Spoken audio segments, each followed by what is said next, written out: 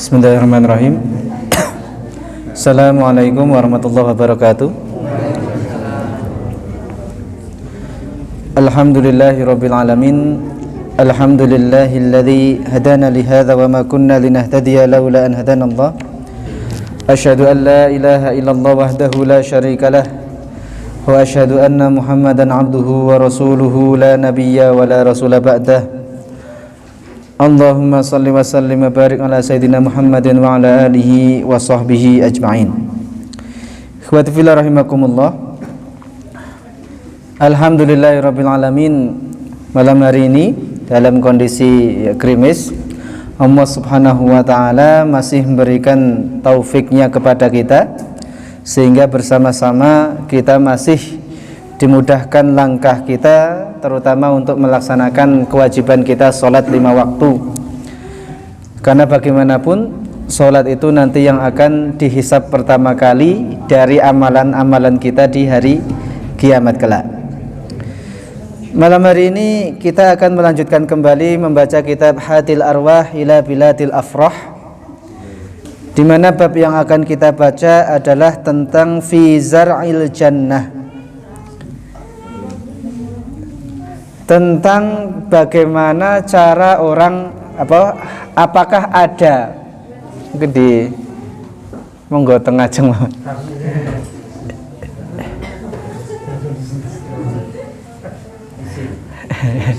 fi zar'il jannah, bagaimana tentang pertanian di surga. Di surga ada tani enggak? Saya hobi tani. Nanti di surga bisa enggak saya tani? Nandur brambang masih bisa? Ini kan Bapak kan semuanya petani, atau ada yang direktur perusahaan? Petani ya.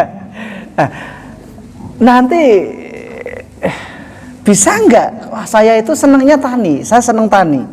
Nanti bisa enggak di surga saya tani? Nah, kita baca. Jadi ada fi zar'il jannah. Ada satu hadis dari Abu Hurairah radhiyallahu anhu, anna nabiyya sallallahu alaihi wasallam kana yuhadditsu yauman wa indahu rajulun min ahli al-badiyah.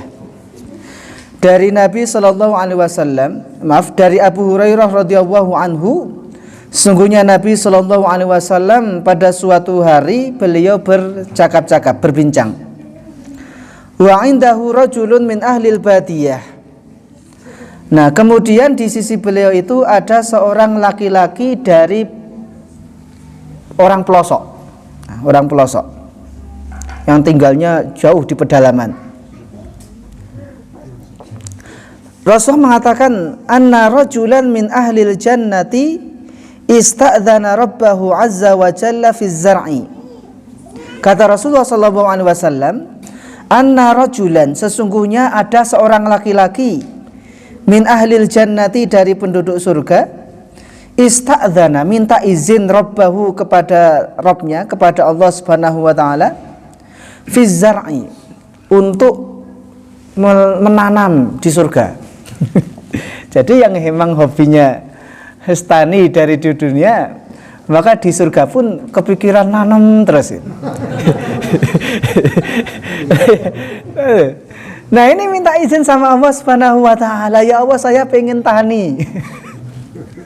Saya pengen nanam. Siapa kira-kira? Saya pengen nanam, saya pengen menanam sesuatu ya Allah. Faqala lahu awalasta fi mastahaita. Dijawab oleh Allah Subhanahu wa taala, tidakkah semua yang kamu inginkan itu sudah ada? Lah kok kamu pengen nanam segala? Bukankah semua yang kamu inginkan itu sudah ada? Faqala bala. Laki-laki itu menjawab, ya. Walakinni uhibbu an azra'a. Tapi ya Allah, saya itu memang hobi bertani, saya hobi nanam. Bagaimanapun kenikmatan di surga itu harus sempurna. Orang akan diberi sesuai dengan hobinya apa, itu akan diberi. Hobi mancing nanti ada nggak pemancingan di sana? Oh, saya nggak tahu kalau hadis mancing di sana. Tapi kalau hadis tani ada. Yang hobinya apa lah? Hobinya apa? Balap ada nggak di surga? Balapnya naik. Walakin uhibbu an azra'a. Saya itu memang senang bertani, saya senang nanam sesuatu. Memang semua sudah disediakan, tapi ya gimana? Ini hobi saya, hobinya nanam. Ada yang hobi nanam? Saya hobi panen aja. Hobinya nanam. Fa asra'a wa badara fa badara tarfu nabatuhu wastiwa'uhu wastihsaduhu wa takwiruhu amsalul jibali fayaqulu Allahu azza wa jal dunaka ya ibna adam fa innahu la yusbi'uka syai'un. Maka kemudian diizinkan Allah Subhanahu wa taala untuk bertani di surga. Nanam, saya nggak tahu nanti apa ya, pakai cangkul atau ya, diizinkan untuk nanam. Tapi yang membedakan, maka bibit yang baru ditanam itu kemudian tumbuh dengan cepat, fabadarut torf, itu bahkan melebihi kedipan mata. Baru nanam kedip loh, kok sudah iya. Nabatuhu wastiwa'u wastihsaduhu wa takwiruhu amsalul jibal. Baru nanam belum sempat ngedipkan mata, ternyata tanaman itu sudah siap panen dan setinggi gunung. Kentangnya setinggi sudah siap. Baru kedip, baru nanam, baru kedip. Lah kok sudah siap panen. Jadi nggak sepayah tani kita di dunia. Tani payah dah. Payah ya, harus nyangkul dulu, bibit dulu, macam-macam. Nyemprot begini, ini begini. Sekali nyemprot obatnya macam piro? 10. Campur ini gitu kan. Wes macam-macam. Nanti mau panen masih ditunggui gitu kan. Ditunggu sampai pagi, kita pulang dicolong juga. Ribet lah, di dunia ribet. Ribet ya gitu. Nah itu dunia. Maka memang dunia itu darul bala, rumah ujian. Maka melelahkan. Senyaman apapun kita di dunia pasti melelahkan. Apa sih di dunia yang nggak melelahkan? Makan itu melelahkan nggak? Yang melelahkan. Wes makan kasih daging yang enak, silakan. Coba daging sekuali suruh nghabiskan, ya lelah juga. Makan kuaci. Bahwa semua di surga itu tidak ada yang tidak melelahkan, semua melelahkan.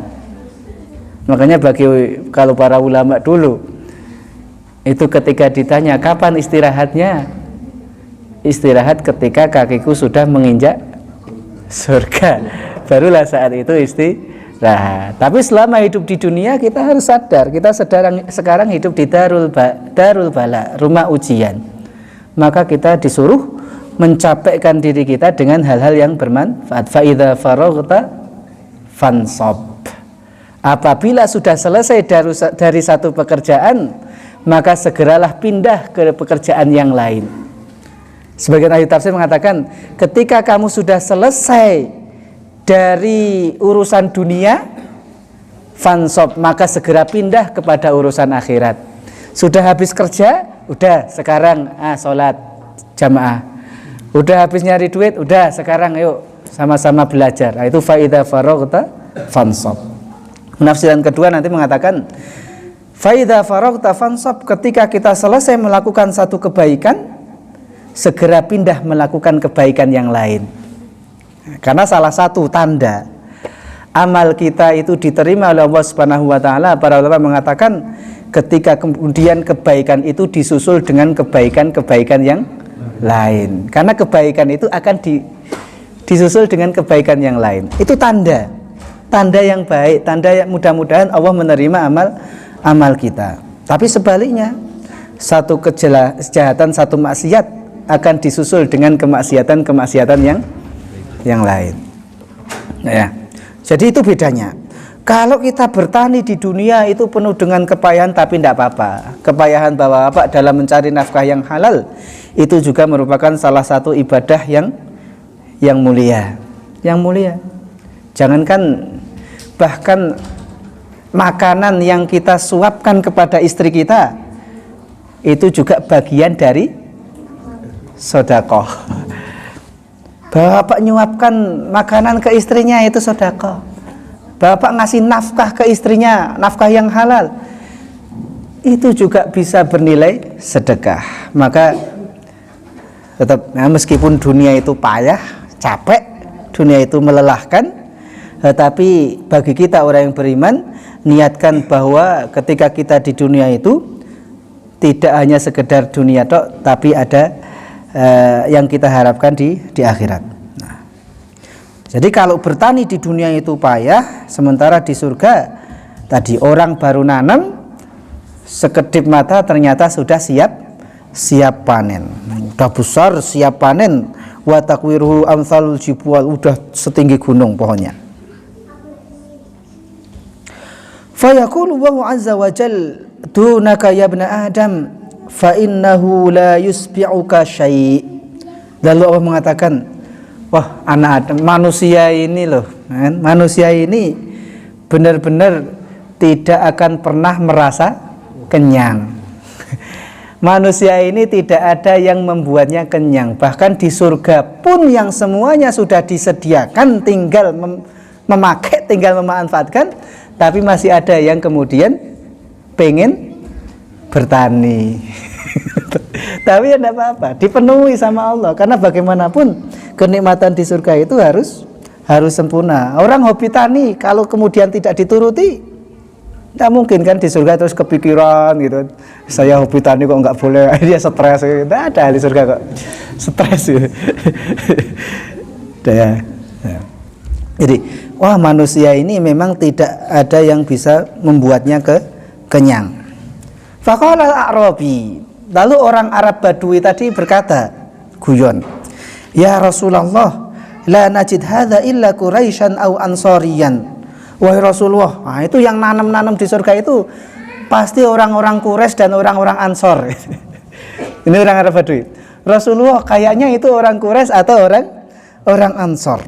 Fa innahum ashabu zar'in, mereka itu memang petani. Kalau bahasa kita ya, paling yang minta nanti bertani itu orang-orang kayu aro gitu. Karena dulu kebiasaannya itu di dunia seumur hidupnya bertani. Nah, ini guyonannya orang Arab Badui. Rasulullah, paling itu orang Quraisy atau orang Ansar, orang Quraisy. Karena mereka itu yang memang petani. Fa amma nahnu falasna bi ashabi zar'in. Wah, kalau kami ini orang Arab Badui yang tinggal di pelosok, kami ini bukan petani, rata-rata ya penggembala, nah, kambing, ternak seperti itu. Wah, itu pasti orang Quraisy. Wah, itu pasti orang kayu aro itu yang minta kayak gitu. Fadhahika Rasulullah sallallahu alaihi wasallam. Maka kemudian Rasulullah sallallahu alaihi wasallam tertawa. Jadi itu ya. Bisa enggak orang nanti bertani di surga? Bisa kalau pengen. Nah, cuma yo sebenarnya ngapain itu? Tapi tidak apa-apa, tidak apa-apa. Semua sudah disediakan.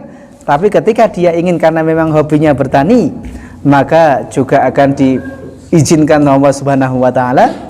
Meskipun nanti pertanian di surga itu relatif lebih mudah dibandingkan di dunia. Jadi nggak usah takut nanti gagal panen atau apa.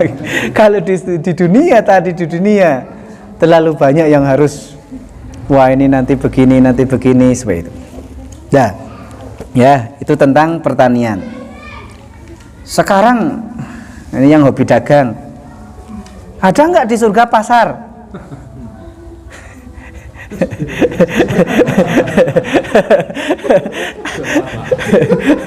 Ada nggak pasar di surga?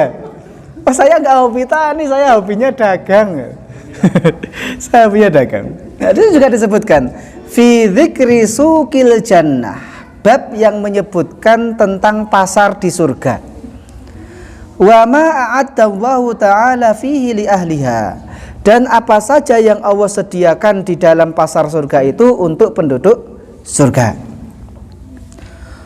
Qala Muslimun fi sahihihi, berkata Imam Muslim dalam kitab sahihnya, haddatsana Sa'idun ibnu Abdul Jabbari As-Sayri, haddatsana Hammad ibn Salamah an Thabitin Al-Bannani an Anas bin Malik. Hadis riwayat Anas bin Malik, anna Rasulullah sallallahu alaihi wasallam qala, bahwa Rasulullah sallallahu alaihi wasallam bersabda, inna fil jannati lasuqan ya'tuna kulla jumu'atin fatahubbu rihus syamali fatahthu fi wujuhihim wa thiyabuhum fayazdaduna husnan wa jamala wa yarji'una ila ahlihim wa qad izdadu husnan wa jamala fayaqulu lahum ahluhum wallahi laqad izdattum ba'dana husnan wa jamalan fayaqulun wallahi antum laqad izdattum ba'dana husnan wa jamala. Dari Anas bin Malik radhiyallahu anhu, anna Rasulullah sallallahu alaihi wasallam qala, bahwa Rasulullah sallallahu alaihi wasallam bersabda, inna fil jannati lasuqan, sesungguhnya di dalam surga itu ada pasar. Ada pasar. Ya'tunaha kulla jumu'atin, penduduk surga akan mendatanginya setiap Jumat. Pasar Sungai Tanduk berarti.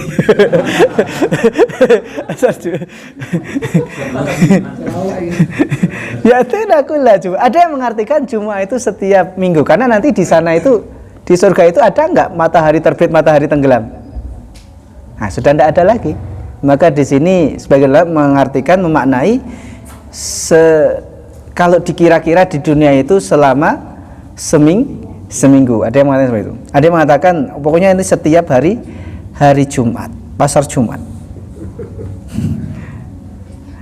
Fatahubbu rihus syamal, lalu bertiuplah angin dari arah utara. Orang Arab itu senang kalau dulu orang Arab itu kalau angin bertiup dari arah utara itu senang. Kenapa? Karena biasanya kalau angin dari arah utara itu membawa hujan. Sama enggak kalau kita mendung dari arah gunung, biasanya yang bawa hujan dari arah gunung atau dari arah Sungai Tanduk? Dari sana enggak? Dari gunung enggak? Seringnya dari gunung. Nah, maka bertiuplah angin dari arah utara, fatahthu fi wujuhihim wa thiyabihim, lalu mengenai wajah dan pakaiannya. Fayazdaduna husnan wa jamala, maka setiap kali terkena angin itu bertambahlah elok dan gantengnya atau cantiknya lah kalau perempuan, keindahannya. Setiap kali kena angin itu, maka setiap itu pula penduduk surga akan semakin tambah tampan, semakin tambah cantik. Nah,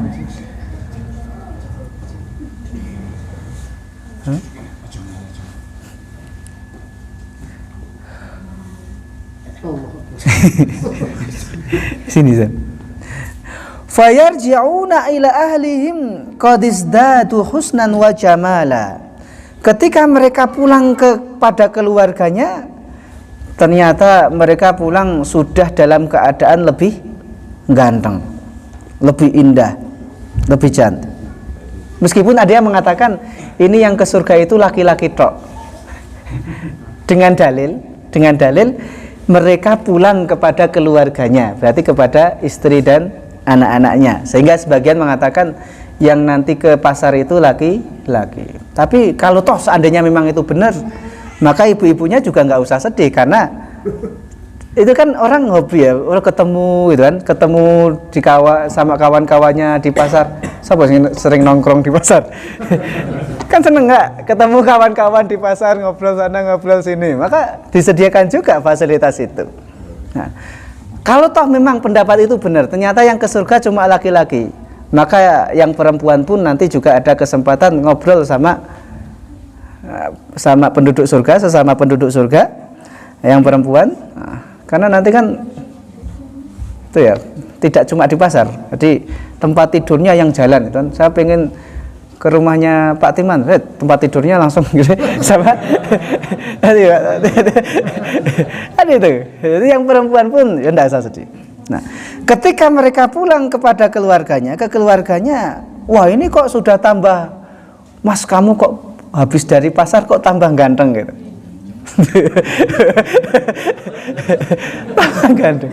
Nggak kayak pasar kita, habis pasar wis apek apa gitu kan. Maka pulang kok bau gitu ya. Apa bawa ikan apa orang sini bilangnya iwa amis apa? Ambu-ambu. Ya ambu-ambu. Mulai pasar kok tambah amis kan itu. Itu pasar kita. Pasar di surga pulang, kok tambah ganteng. Nah, kok tambah ganteng. Wallahi antum laqad izdattum ba'dana husnan wa jamala. Maka yang suaminya pun jawab, demi Allah, dek kamu juga saya tinggal sekarang jadi tambah cantik gitu. Tambah ganteng, tambah cantik, terus seperti itu. Di dunia kan enggak. Seganteng-gantengnya seganteng-gantengnya siapa lah. Dan dulu pas muda siapa Pak Diren yang terkenal paling ganteng? Ya, ketika usia sudah ya kembali gitu, Pak. Nah, di surga enggak. Ketika dia di pasar kena angin itu, angin dari utara. Maka kemudian dia semakin ganteng, dia semakin tampan. Pulang ke rumah dipuji sama istrinya. Oh, kamu pulang semakin tambah ganteng. Suaminya pun muji istrinya. Wah, demi Allah kamu juga itu semakin tambah cantik setelah saya tinggal. Nah, terus di surga ngapain? Apakah di surga juga ada jual beli? Nah, apakah di surga juga harus saya mau beli ini? Maka dalam satu riwayat, meskipun sebagian ulama mengatakan riwayat ini tidak sampai derajat sahih,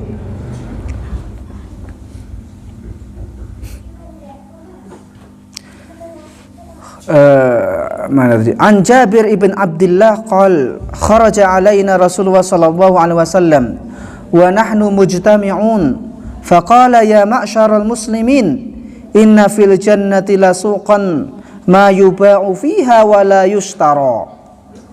Nah, suatu ketika kami keluar bersama Rasulullah keluar ke tempat kami. Ketika itu kami sedang berkumpul. Faqala ya ma'syaral muslimin. Lalu Rasulullah mengatakan, wahai kaum muslimin, inna fil jannati lasuqan.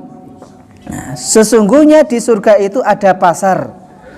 Ma yuba'u fiha wa la yushtara. Tetapi di pasar itu tidak ada orang yang menjual, tidak ada orang yang membeli. Terus ngapain? Nah, ngapain kalau enggak? Nah, kata Imam An-Nawawi, al-muradu bis-suqi majma'un lahum yajtami'una kama yajtami'un nasu fid dunya fis-suq. Nah, maksud pasar di situ adalah tempat mereka berkumpul, sebagaimana dulu juga orang senang berkumpul di pasar, tapi tidak ada jual beli, tidak ada yang menjual beli, tidak ada yang payah seperti itu kan. Jam 2 pagi sudah harus bangun, nyiapkan barang dagangan, nanti gelar lapak gitu kan, masang terpal, masang ini, ngangkat ini, tidak ada. Masa iya sepaya itu? La yuba' wa la yushtara, nggak ada jual beli. Illa suwar, kecuali di situ ada suwar. Suwar itu apa? Surah, gambar, foto, gambar. Man ahabba suratan min rajulin aw imra'atin dakhala fiha. Siapapun yang senang dengan, wah saya senang dengan wajah ini, pengen ganti wajah. Saya suka. Jadi surah memang ada yang mengartikan itu wajah, sehingga di situ cuma ditampakkan wajah-wajah. Siapapun yang senang dengan wajah itu silahkan fadakholaha, maka dia masuk situ nanti sudah membawa wajah itu. Ada yang mengatakan surah di situ artinya perhiasan. Ada perhiasan.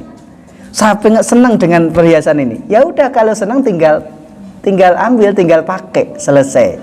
Jadi nggak perlu tawar menawar ini apa gitu kan, jual beli. Enggak, udah, mana yang kamu senang? Saya senang dengan wajah ini. Tinggal pakai. Tinggal pakai. Nah, wallahu alam bishawab. Nah, jadi pasar di surga itu bukan pasar seperti pasar kita di dunia yang becek macam-macam itu. Nah, tapi pasar di surga kata Imam Nawawi itu adalah tempat orang berkumpul-kumpul. Nah, karena dulu di dunia itu orang juga senang kumpul-kumpul di pasar, maka itu juga disediakan. Tidak ada jual beli, orang menjual, orang membeli, tetapi di situ hanya ada surah. Surah ada yang mengartikan itu wajah. Siapapun yang man ahabba suratan, siapapun yang suka dengan wajah itu, min rajulin aw imra'atin, baik laki-laki maupun perempuan, dakhala fiha, maka tinggal masuk di situ, nanti dia sudah semakin ganteng, sudah semakin cantik. Bagi yang berpendapat wanita juga ke pasar di surga nanti. Dalam keterangan fatwa Lajnah Daimah, mereka mengatakan inna suqal jannati huwa makanul liqa'i lil mu'minina ba'duhum ba'dha. Sesungguhnya pasar di surga itu adalah tempat bertemunya orang-orang mukmin sebagian dengan sebagian yang lain. Lizdiyadin na'imi bima yajidunahu min ladzatin wa su'datin, agar bertambahlah kenikmatan mereka sebagaimana dulu orang senang kalau berkumpul, makanya ada reuni SD, reuni SMP, reuni macam-macam. Ketika berkumpul dengan kawan lama, maka di situ senang luar biasa. Maka di surga pun disediakan tempat untuk berkumpul. Wa tahaddatsa ba'duhum li ba'din, saling berbincang sebagian dengan sebagian yang lain. Wa tadzakarahum bima kana fid darid dunya, kemudian mereka saling mengingat-ingat apa yang dulu mereka lakukan di dunia. Wa ma'alu ilaihi fid daril akhirah wa yatajaddadu hadzal liqa' kulla jumu'atin kama jaa fil hadits. Nah, reunian ini terus berulang-ulang dilakukan setiap hari Jumat. setiap hari Jumat.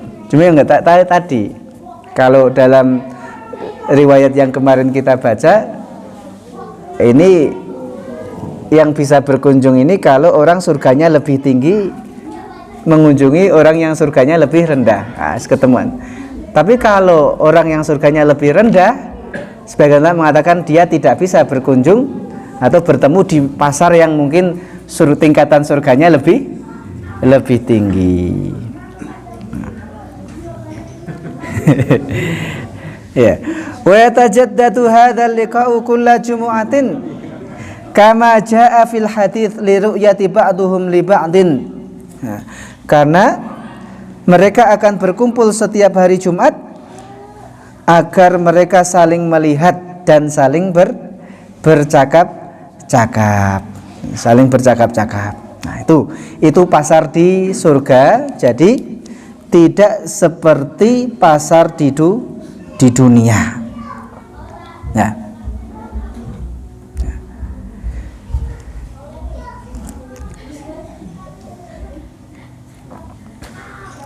jadi saya ulang, di surga ada pasar, tetapi sifat pasarnya di surga berbeda dengan pasar di dunia.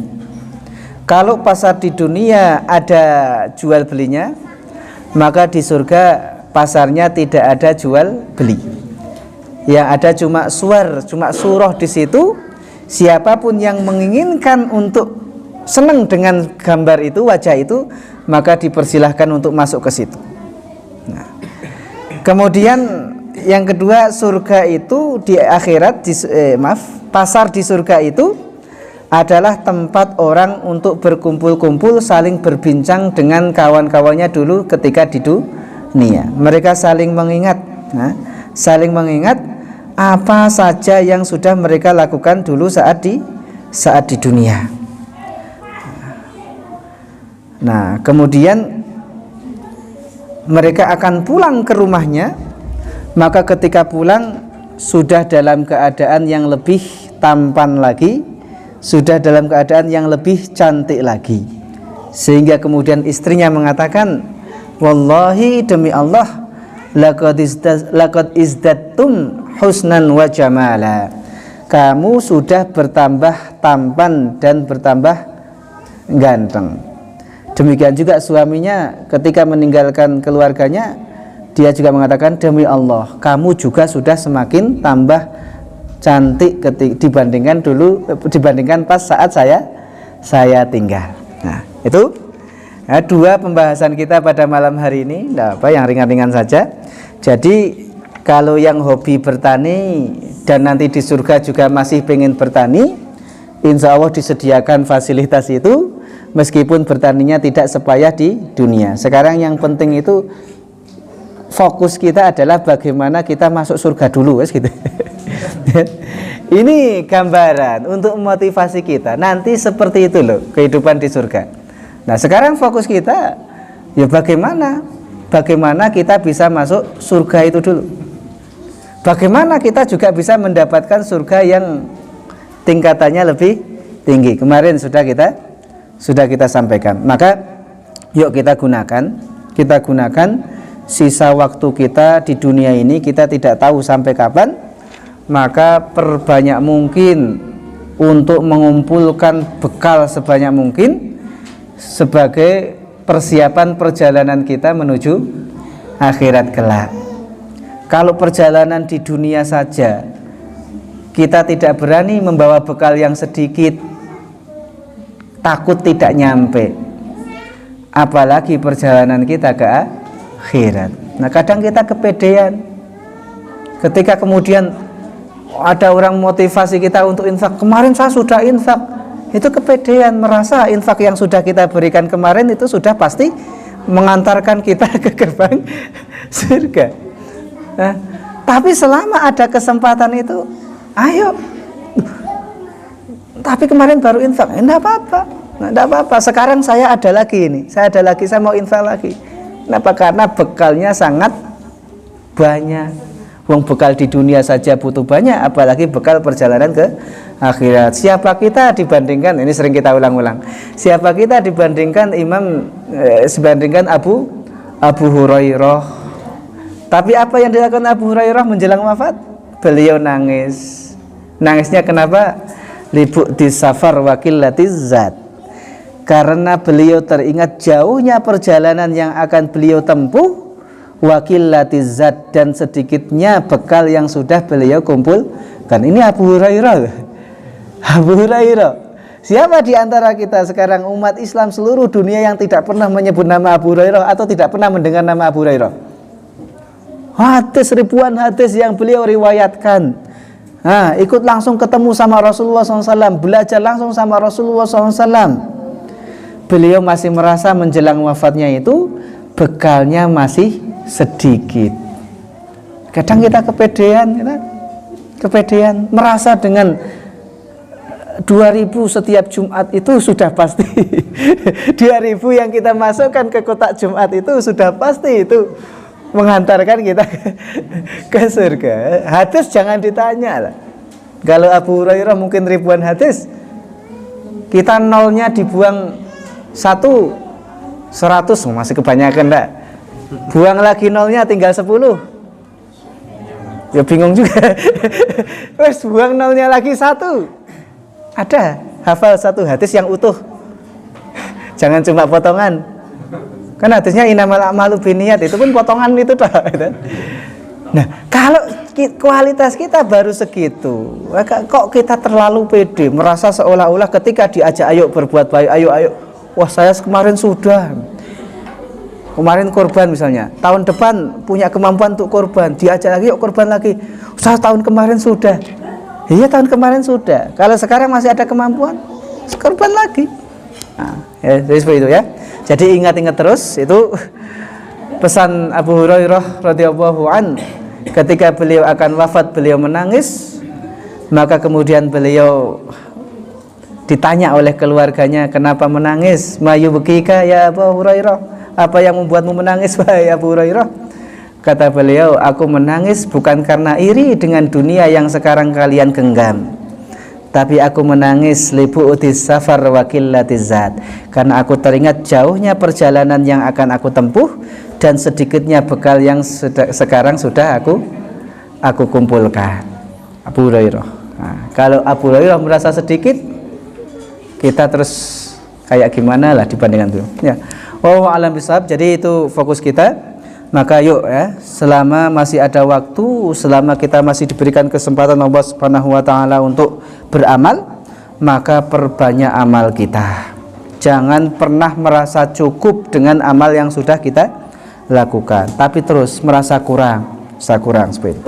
Wallahu a'lam bishawab. Kita tutup pertemuan kita, pengajian kita pada malam hari ini dengan bacaan hamdalah dan doa kafaratul majlis. Alhamdulillah rabbil alamin. Subhanakallahumma wa bihamdika asyhadu an la ilaha illa anta astaghfiruka wa atubu ilaik. Assalamualaikum warahmatullahi wabarakatuh.